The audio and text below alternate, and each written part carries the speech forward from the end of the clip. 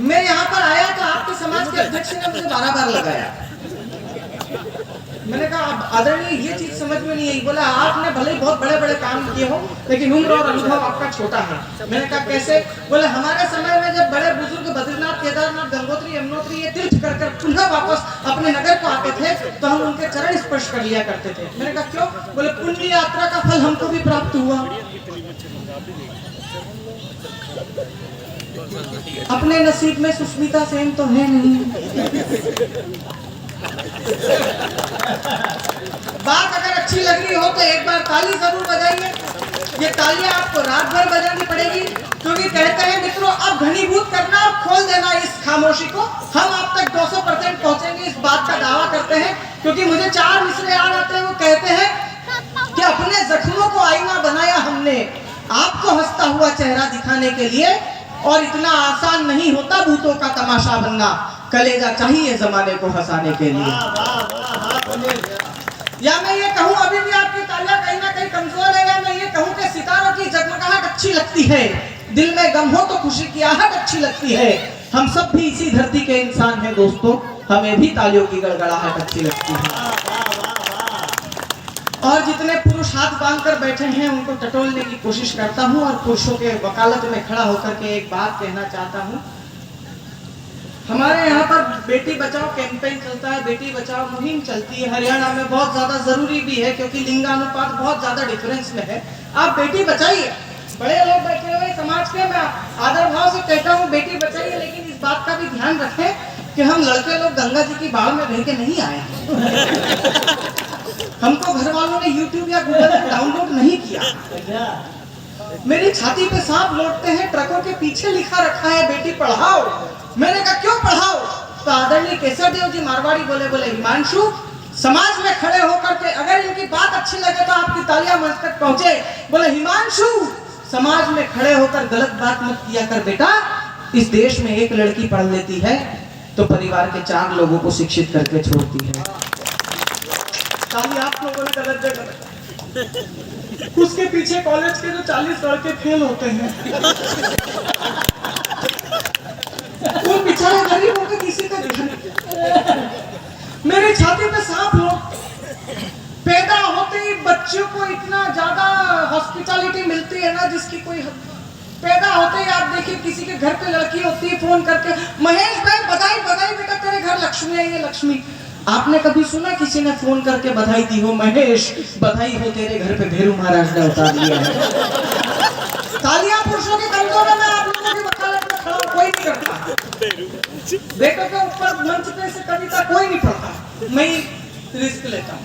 मुंबई के एक बड़े इंग्लिश समाचार पत्र में मेरे बारे में छपा, India laughter champion contestant Himanshu Bawandar, nothing but the humiliation of women.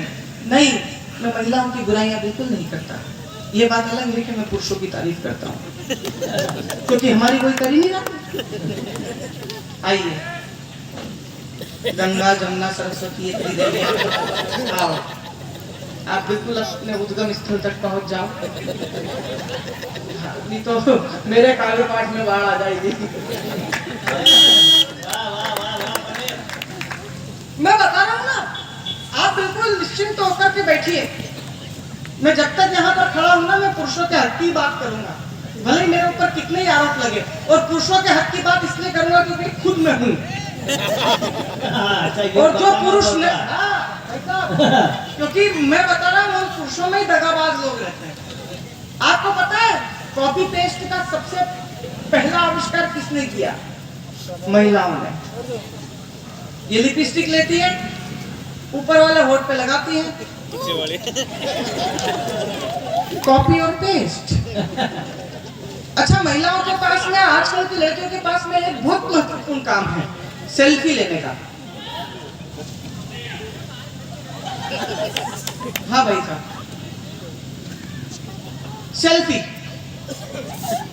आप ध्यान से देखिए इस मुद्रा को। फोटो लेते समय लड़कियों का मुंह और बीड़ी पीते समय गांव में बुड्ढों का मुंह।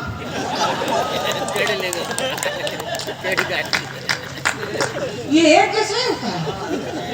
मुझे हिंदी की पहली कविता पर आज तक आपत्ति है, मछली जल की रानी है। मछली क्यों? ध्यान से देखो तालाब में आपको केकड़े, झींगे, मगरमच्छ, सांप, कछुए, मेंढक सब मिले, लेकिन फिर भी मछली। विज्ञापन वालों से बहुत बड़ी आपत्ति, इनको कोई भी सामान, कोई भी प्रोडक्ट सेल करना हो, सुनहरा बदन, हल्दी चंदन, मैं हूं नींद। साबुन का विज्ञापन, हम लड़के का मिट्टी से नहाते हैं, हमको साबुन की आवश्यकता नहीं पड़ती। जितने सारे विज्ञापन आप देखो, तेल का विज्ञापन महिला, डीओ का विज्ञापन महिला, कपड़ों का विज्ञापन महिला, बच्चों के डायपर का विज्ञापन महिला। पुरुषों के लिए कौन से? केवल 2 विज्ञापन है पुरुषों के लिए। एक इतनी मोटी तोंद लेके आधे गंजे अधेड़ उम्र के अंकल आते हैं, तीनों काम शुरू सिर्फ 6 सेकंड में।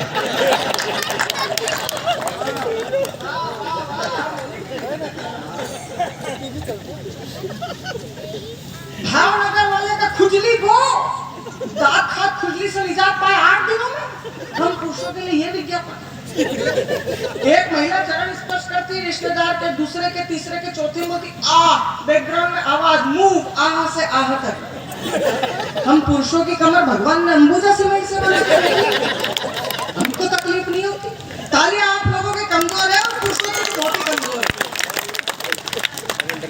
मतलब हर जगह आप देखो भेदभाव होता है। ये नए उम्र के बच्चे बैठे हुए स्कूल कॉलेज वाले ये जानते हैं, अगर स्कूल में या कॉलेज में 2 लड़के बात कर ले तो मास्टर जी वहीं से चौक फेंक के मारते, नालायक को, पढ़ लो, कमबख्तो, फेल हो जाओगे, जीवन खराब हो जाएगा, साल बर्बाद हो जाएगा। 2 लड़कियां बात कर ले, मास्टर का खुद का इंटरेस्ट डेवलप हो जाता है, क्या बातें हो रही है हमें भी बता दो।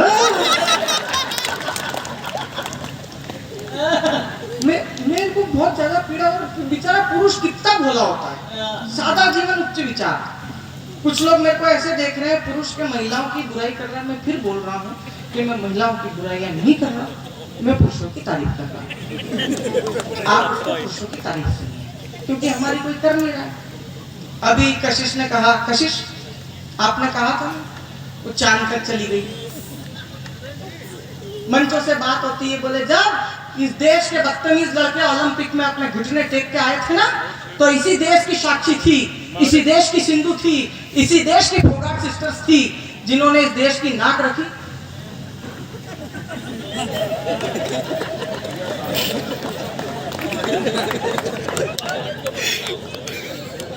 पत्रकारों की कुर्सी पर पुलिस वाले बैठ रहे हैं।